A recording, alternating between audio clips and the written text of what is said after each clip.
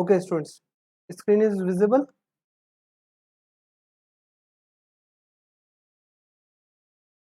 Thank you. Yes, कोई doubt हो पहले वाले टॉपिक में? पहले वाले टॉपिक्स में कोई डाउट हो तो पूछो बच्चा।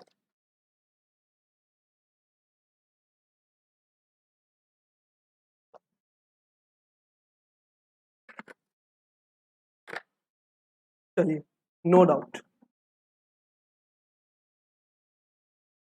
स्ट्रेंजर्स टू कॉन्ट्रैक्ट और doctrine of privity of contract. Students, this is a right. Yes, contract, very good. कौन सा कॉन्ट्रैक्ट है बेटा? सर वॉइड कॉन्ट्रैक्ट का 3, 8 और 10th पॉइंट बता दो। ओके, वॉइड कॉन्ट्रैक्ट का 3, 8 और 10th।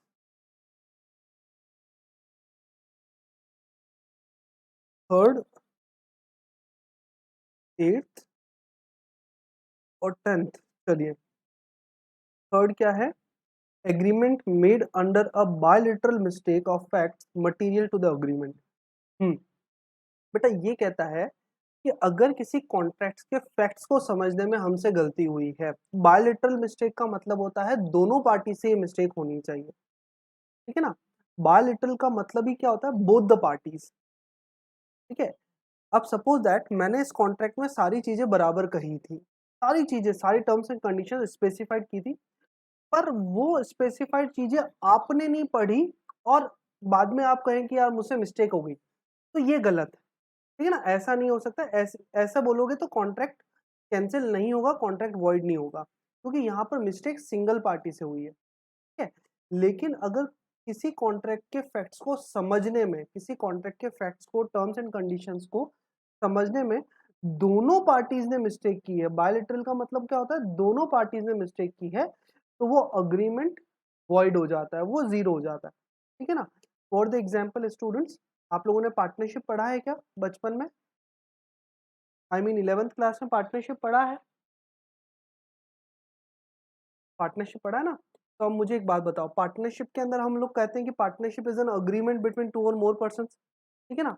तो अग्रीमेंट का मतलब क्या हो गया कि सर अग्रीमेंट का मतलब एक ऐसा डॉक्यूमेंट, एक ऐसा प्रॉमिस जिसमें दोनों पार्टीज ने अपने अपने टर्म्स एंड कंडीशन स्पेसिफाइड किए, ठीक है। अब सपोज दैट मिस्टर ए ने एक डॉक्यूमेंट क्रिएट किया और उस डॉक्यूमेंट पे सारी टर्म्स एंड कंडीशन स्पेसिफिकली लिख दी कि पार्टनरशिप बिजनेस क्या काम करेगा, कितना प्रॉफिट रेशियो होगा, कितना लॉस रेशियो होगा, पार्टनर्स की कैपिटल कंट्रीब्यूशन कितना रहेगा, सारी चीजें उन्होंने प्रॉपर्ली मेंशन किया, ठीक है ना। और उन्होंने बी को दिया कि बी तू भी साइन कर दे, देख मैंने साइन कर दी। बी ने बिना वो डॉक्यूमेंट देखे हुए, बिना वो टर्म्स कंडीशंस पढ़े उस पर सिग्नेचर कर दी। क्या कर दी बेटा? सिग्नेचर कर दी।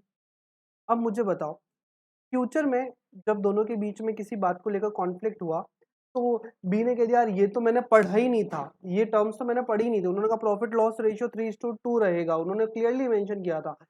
जब प्रॉफिट रेशियो निकालने लगे तो बी ने कहा कि यार मैं तो 1:1 लूंगा। बोले क्यों? क्योंकि यार मैंने तो वो टर्म्स एंड कंडीशन पढ़ी ही नहीं थी। अब नहीं पढ़ी थी तो गलती किसकी? यहाँ पर गलती किसकी है? सिर्फ और सिर्फ बी की गलती है, ए की गलती नहीं है ना। ए ने तो क्लियरली लिखा था ना उस पर, चल बी की गलती। तो ये कॉन्ट्रैक्ट क्या रहेगा? वैलिड रहेगा। क्या रहेगा? वैलिड रहेगा, क्योंकि यहाँ पर सिंगल पार्टी मिस्टेक है। क्या है यहाँ पर? Single party. लेकिन अगर किसी टर्म्स और कंडीशंस को समझने में दोनों पार्टीज मिस्टेक करती, सपोज दैट, सपोज दैट उस अग्रीमेंट में प्रॉफिट रेशियो लिखना था, लेकिन दोनों पार्टीज को नहीं पता था कि अगर प्रॉफिट एंड लॉस रेशियो नहीं लिखा जाए तो profit and loss ratio equal माना जाता है। जनरली यही होता है ना, if partnership agreement does not clearly state the partnership profit and loss ratio is equal, होता है या नहीं होता है? होता है। लेकिन दोनों पार्टीज को ये बात पता ही नहीं थी, ठीक है। तो जब ए ने अग्रीमेंट बनाया बी के लिए, तो उसमें वो प्रॉफिट एंड रेशियो का उन्होंने जिक्र ही नहीं किया। उन्होंने वो टर्म्स एंड कंडीशन में प्रॉफिट रेशियो दिया ही नहीं, मेंशन ही नहीं किया, ठीक है। और जब ये प्रॉफिट रेशियो निकालने बैठे तो 3:1 से निकालने बैठे, बी ने कहा यार 3:2 कैसे होगा, ये तो 2:3 होगा। ए ने कहा नहीं, ये तो 3:2 होगा।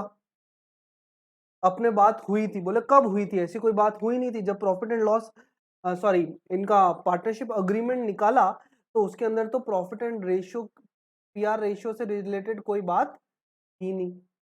अब मुझे बताओ, दोनों के इस बात को समझने में गलती हुई, दोनों पार्टी से गलती हुई, दोनों पार्टी से गलती हुई। तो जब दोनों पार्टी से गलती हुई है तो ये जो अग्रीमेंट इनके बीच में बना है वो अग्रीमेंट ऑटोमेटिक क्या हो जाएगा बच्चा, वॉइड अग्रीमेंट।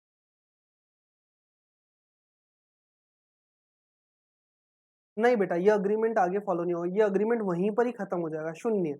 फिर जो भी इनके बीच में जो भी सेटलमेंट होगा वो कोर्ट के थ्रू होगा या फिर आर्बिट्रेटर के थ्रू होगा। ठीक है, ओके, एक बार वापस रिपीट कर देता हूँ बच्चा, कहाँ से रिपीट करना है?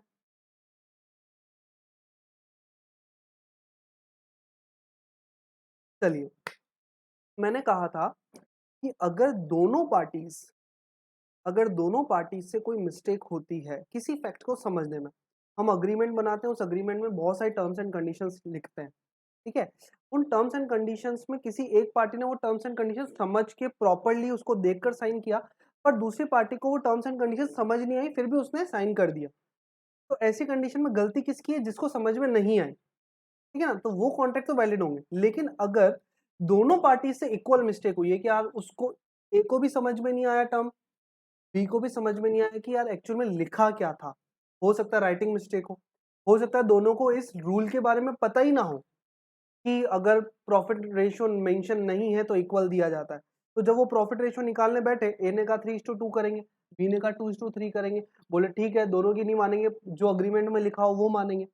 उन्होंने अग्रीमेंट निकाला, अग्रीमेंट के अंदर प्रॉफिट रेशियो लिखा हुआ ही नहीं था, लिखा हुआ ही नहीं था। अब दोनों इक्वल पे नहीं राजी हो रहे, तो क्या करें?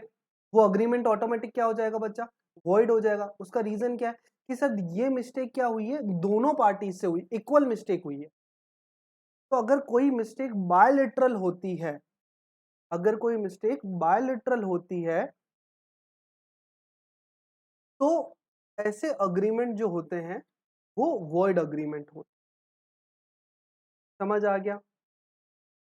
ओके, हाँ जी। और एक और कौन सा था, मैं वापस भूल गया, एक तो थर्ड था फिर एट्थ था शायद, है ना रितिका?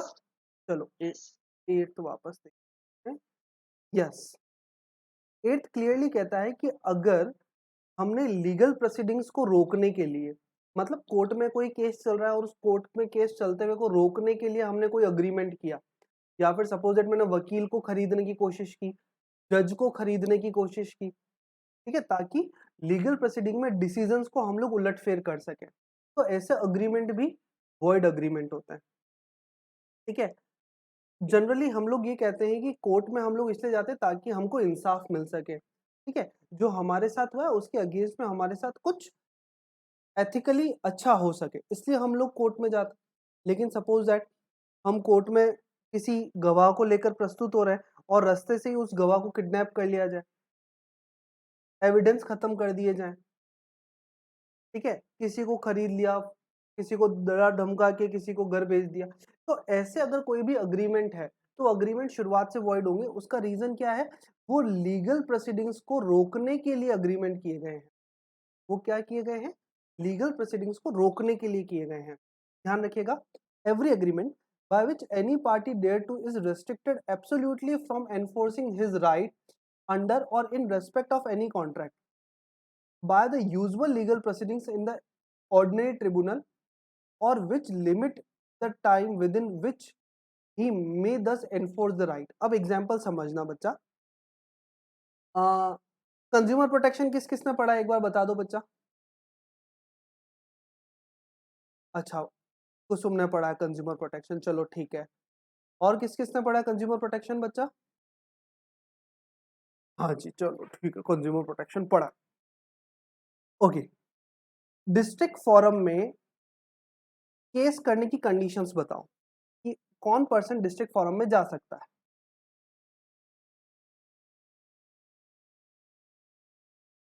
बताओ बताओ बताओ। बिल्कुल, having claim up to 20,000। 20 lakh rupees लिख ले बेटा इसको 20,000 की जगह पर। हाँ, कोई नहीं, 20 लाख रुपीज लिख लेते हैं। ठीक है, वो डिस्ट्रिक्ट फॉरम में जा सकता है जिसका क्लेम अमाउंट जो है, जो गुड्स उसने लिया है, जो क्लेम उसने करना है वो 20 लाख रुपीज तक है, तो वो डिस्ट्रिक्ट फॉरम में जाएगा। ठीक है, और जिसका 20 लाख से 1 करोड़ है वो कहाँ जाएगा? स्टेट कमीशन में। अच्छी पड़ी रहे तो।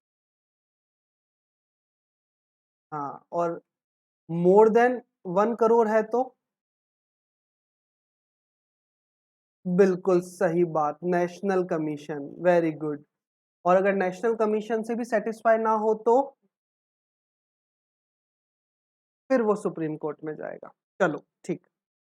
अब मुझे एक और बात बताओ, केस करने की टाइम लिमिट क्या है?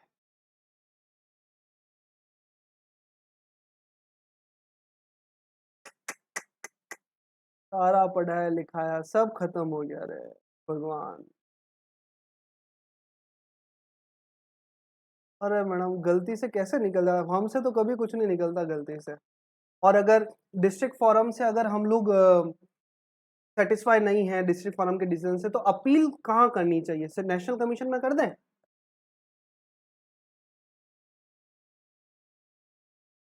अच्छा, पहले डिस्ट्रिक्ट में जाएंगे, स्टेट में जाते हैं। स्टेट में कब जाएंगे बच्चा? कितने दिनों के अंदर? 30 डेज। 30 डेज के अंदर हम लोगों को यहाँ पर स्टेट कमीशन में जाना है 1 मंथ में। अब सपोज दैट डिस्ट्रिक्ट फोरम ने डिसीजन दिया और वो डिसीजन दीक्षा के अगेंस्ट में था।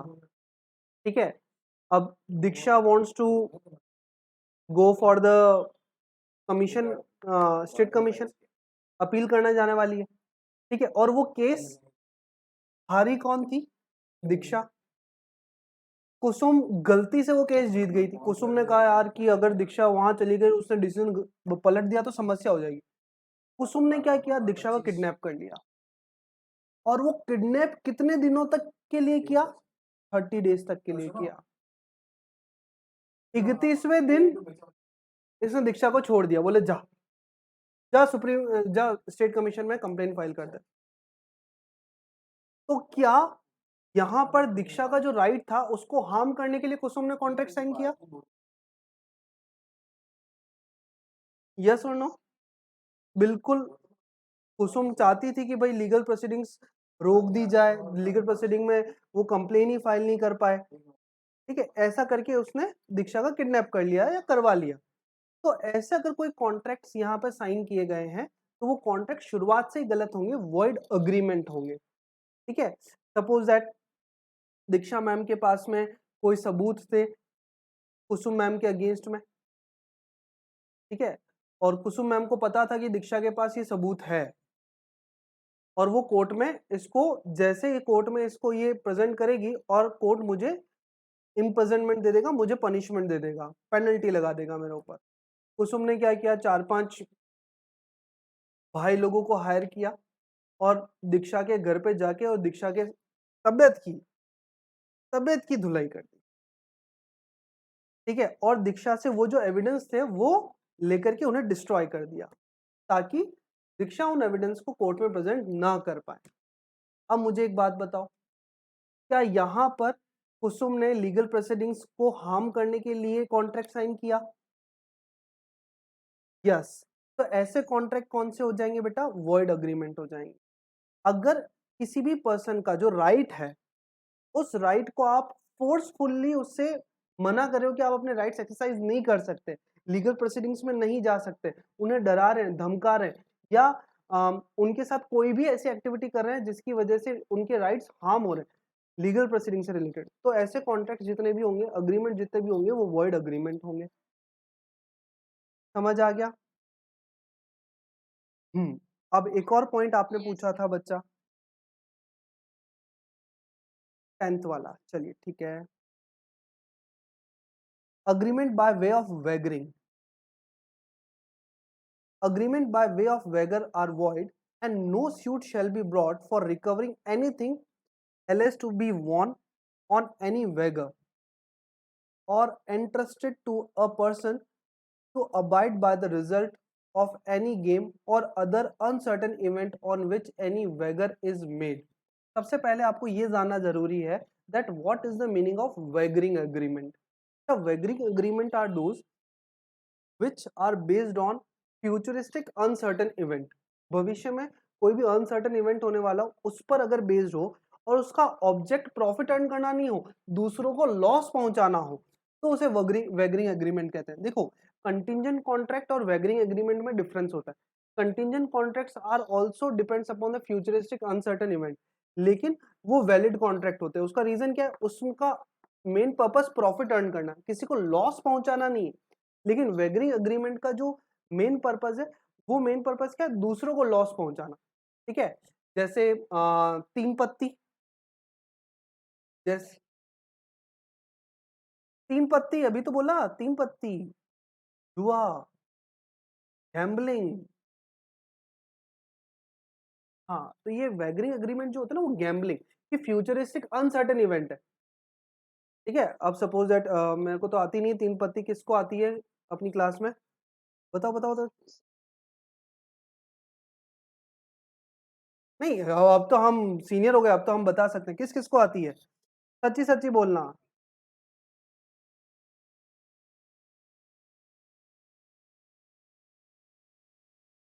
हाँ, सब अच्छे बच्चे हैं, कोई भी तीन पत्ती नहीं खेलता, किसी किसी के मोबाइल में नहीं है. दीक्षा तो एक्सपर्ट है इसमें. दीक्षा तो एक्सपर्ट है. दीक्षा के तो मोबाइल में भी वो तीन पत्ती वाला जो गेम है ना, जिसमें वो कसिनो में खच खच के वो कार्ड्स डिस्ट्रीब्यूट होते हैं, वो वाला भी गेम है दीक्षा के मोबाइल. क्लास में बैठ के खेलती थी ये. तो तीन पत्ती वाला जो गेम है वो अनसर्टेन इवेंट है, जिसमें हम क्या देखते हैं कि सामने वाले को लॉस हो, क्योंकि सामने वाले का लॉस होगा तो हमारा प्रॉफिट होगा.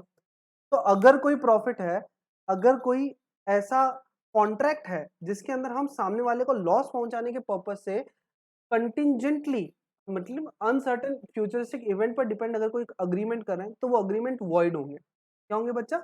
वॉइड. और भविष्य में बिल्कुल बहुत सारे ऐसे बिजनेस है बच्चा, बहुत सारे ऐसे बिजनेस है. ठीक है, बहुत सारे ऐसे बिजनेस है कि सामने वाले को लॉस होगा तो मुझे प्रॉफिट होगा.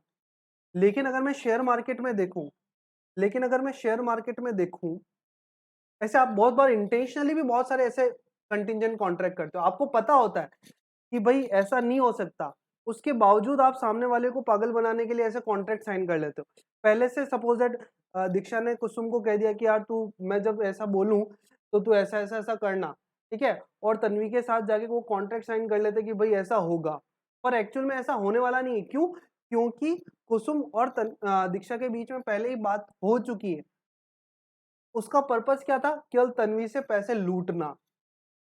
तो ऐसे कॉन्ट्रैक्ट कौन से हो गए? वेगरिंग कॉन्ट्रैक्ट. तो आप ऐसे कॉन्ट्रैक्ट्स के लिए अगर कोई अमाउंट आप जीत भी लेते हैं, तो आप उस अमाउंट को रिसीव करने के लिए स्यू फाइल नहीं कर सकते. अगर आप स्यू फाइल करने के लिए पुलिस में जाओगे, तो पुलिस वाले कहेंगे अच्छा तीन पत्ती में जीते, ले आओ पहले तू आ, पहले आप यहीं बैठो, उसके बाद सामने वाले को बुलाएंगे. ठीक है ना? तो ऐसे एग्रीमेंट जो वैगरिंग एग्रीमेंट है बच्चा, जो अनसर्टेन इवेंट्स पे डिपेंडेंट है, वो कॉन्ट्रैक्ट भी क्या होंगे? वॉइड एग्रीमेंट होंगे. हाँ जी, और कोई डाउट? नहीं नहीं, और भी कुछ आया था सर. लीगल रूल्स का ऑफर का फिफ्थ और सेवेंथ पॉइंट बता दो. लीगल रूल्स का सेवेंथ और फोर्थ. लीगल का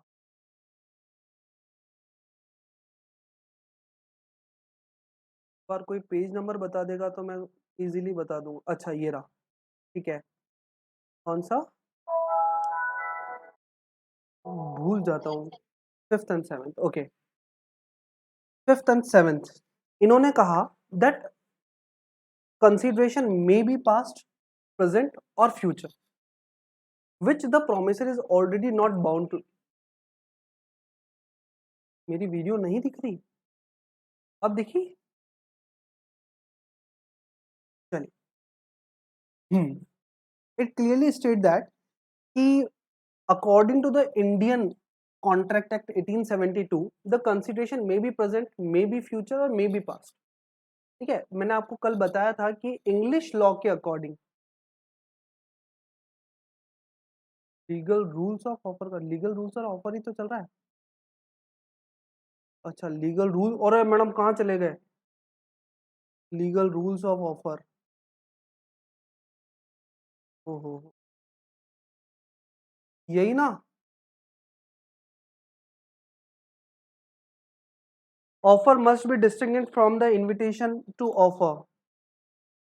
इट मीन्स कि इनविटेशन टू ऑफर जो होता है बच्चा, वो ऑफर से अलग होता है। इनविटेशन टू ऑफर को अगर हम लोग एक्सेप्ट करते हैं तो ऑफर आता है, और ऑफर को एक्सेप्ट करते हैं तो प्रॉमिस आता है।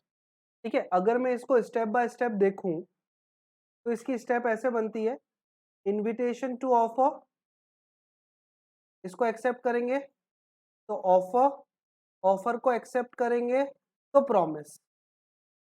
ठीक है, आप कभी किसी शॉप पे जाओ और शॉप पे आपने बहुत अच्छी ड्रेस देखी, बहुत अच्छी ड्रेस थी वो, आपको वो ड्रेस पसंद आ गई, आप सीधे शॉपकीपर के पास जाओ, ये ले पैसे, ये ड्रेस मुझे चाहिए। इट इज नेसेसरी कि वो ड्रेस आपको शॉपकीपर निकाल के पैक करके दे दे? क्या आप उसे बाउंड कर सकते हो क्या? नो। व्हाई? क्योंकि सर, जब वो डमी लगा हुआ है, जब उन्होंने अपने डिस्प्ले पर वो ड्रेस लगाई है, तो it means shopkeeper invites you कि आप आओ और मुझे ऑफर दो कि हाँ आप ये ड्रेस परचेज करना चाहते हो। आपको देखने के बाद मैं ये डिसाइड करूंगा कि मुझे ये एक्सेप्ट करना चाहिए या नहीं करना चाहिए। इट मींस जो इस शॉप पे जो डिस्प्ले लगा रहता है वो क्या है बेटा? इनविटेशन टू ऑफर है। उस इनविटेशन टू ऑफर को देखकर जब आप शॉपकीपर के पास जाते हो कि सर आप, मुझे ये ड्रेस पसंद है, आप मुझे ये ड्रेस दे दो, इसके अगेंस्ट में ये अमाउंट ले लो, it means you offering to the shopkeeper for purchasing that dress. अब शॉपकीपर उसे एक्सेप्ट करे ना करे वो उसके ऊपर डिपेंड करता है, लेकिन जब हम ऑफर को एक्सेप्ट करते हैं तो वो ऑटोमेटिक क्या बन जाता है? प्रॉमिस कर दे हो जाता है, और उसके लिए वो पर्सन बाउंड हो जाता है। बात समझ में आ गई? तो ऑफर और इनविटेशन टू ऑफर दोनों ही अलग अलग होते हैं। पढ़ लो इसको। An offer must be distinguished from N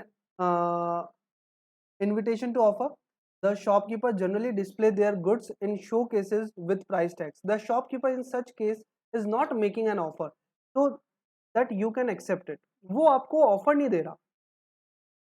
He is on the other hand invites you to make an offer which he may or may not accept.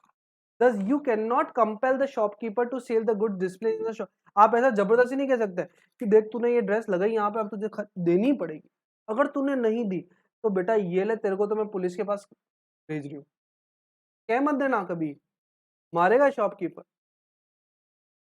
वो क्लियरली कहेगा कि भैया अगर मैंने यहाँ पर कोई डिस्प्ले में कोई ड्रेस लगाई है तो इसका मतलब ये है कि मैं आपको इनवाइट कर रहा हूँ कि आप आओ और मुझे ऑफर करो। मतलब ये नहीं है कि मैं आपको ऑफर दे रहा हूँ। It is a invitation to offer, not an offer. Getting my point? चलिए, एक और कौन सा था प्रिया बच्चा?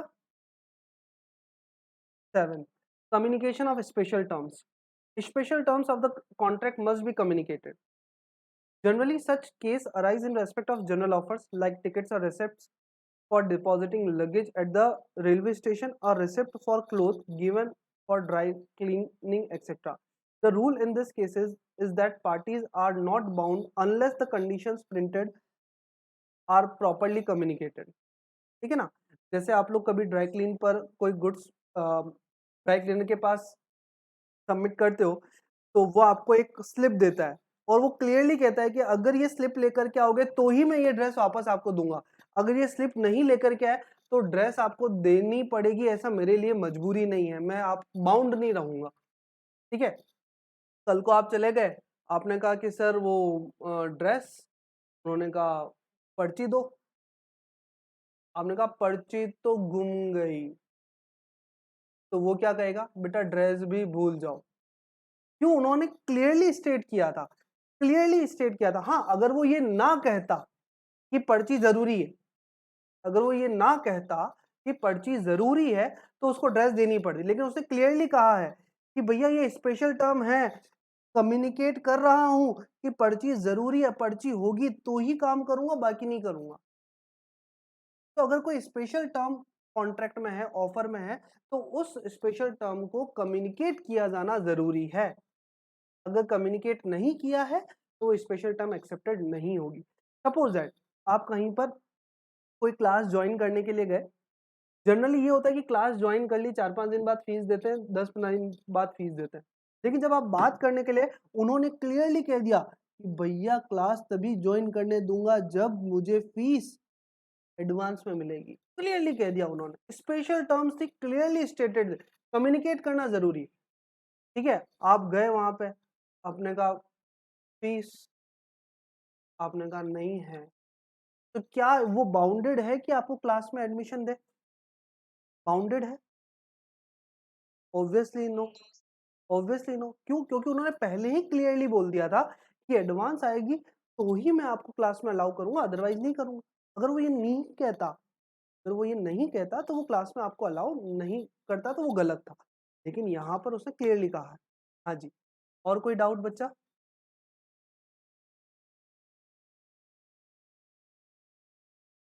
एक बार और पूछ लेना sir. Consideration legality of object and consideration का सेकंड पैरा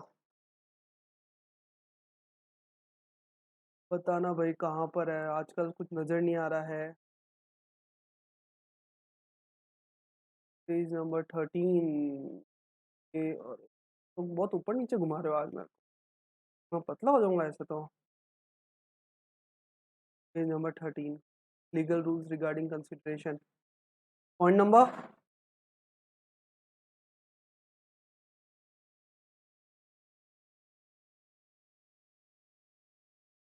सेक्शन 25 वाला। अच्छा, सेक्शन 2D वाला। ये तो बेटा कंसिडरेशन की डेफिनेशन है। कंसिडरेशन की डेफिनेशन क्या कहती है कि भैया प्रोमिसर की डिजायरनेस पे, प्रोमिसी के द्वारा किसी काम को करने ना करने, किसी काम को करने या प्रॉमिस करने या ना करने, किसी काम को किया था या नहीं किया था, या करने या ना करने के प्रॉमिस अगर आप कर रहे हो तो वो कंसिडरेशन है। डिजायरनेस किसकी होनी चाहिए? प्रोमिसर की। किसके थ्रू जाएगी? किसी या किसी दूसरे पर्सन के थ्रू जाएगी। वो कंसिडरेशन की डेफिनेशन दे रखी है बच्चा। ये सब हम लोग यहाँ पर पढ़ चुके हैं। Consideration must move at the desire of the promisor, और सेकंड पॉइंट इज कंसिडरेशन में मूव फ्रॉम द प्रोमिसी और एनी अदर पर्सन। हमने कल बहुत सारी एग्जाम्पल्स यहाँ पर पढ़े थे, याद आ रहा है क्या? 200 रुपए, 100 रुपए, अकाउंट्स, BST, इको।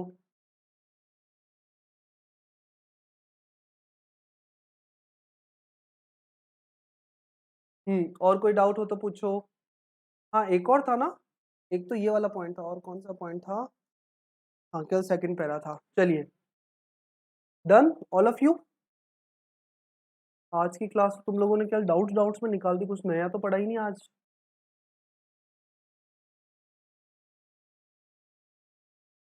चलिए, कोई नहीं स्टूडेंट्स, धन्यवाद आप सभी का आज की क्लास के लिए। अच्छा है, ऐसे डाउट्स पूछते रहें, मजा आता रहेगा पढ़ाने में भी। क्या बेटा? ओके, बहुत बहुत धन्यवाद आप सभी का।